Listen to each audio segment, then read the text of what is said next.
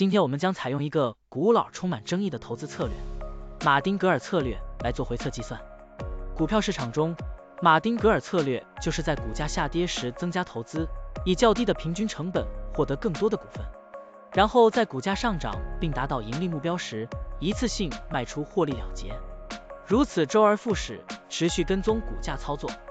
现在，我们就设定一些参数，让 Stocktunning AI 帮我们生成程序，对美团3690HK 进行回测计算。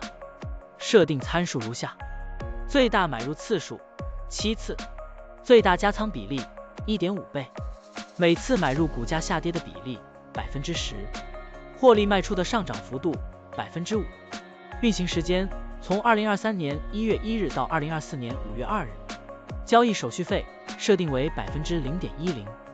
好了，按照上面的设定，程序运行的结果是累计交易27次，期末持仓价值108008.74元，盈利 8.01%， 相比持仓不动，多盈利 40.64%。可以看到，橙色的持仓价值曲线比股价曲线更平缓。我们换一组参数，再尝试一下。最大买入次数5次，最大加仓比例 1.5 倍，每次买入股价下跌的比例 8%， 获利卖出的上涨幅度 3%， 这样就可以得到新的回测结果。累计交易31次，期末持仓价值112338.14元，盈利 12.34%， 相比持仓不动，多盈利 44.97%。股票的波动特性不一样，盈利效果就不同，参数设定不同，盈利效果也会不同。怎样找到最优的组合呢？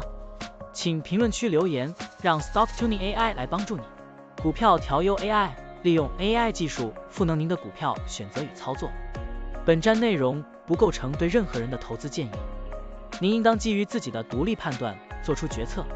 扫描二维码获取文字稿，欢迎点赞、评论、转发。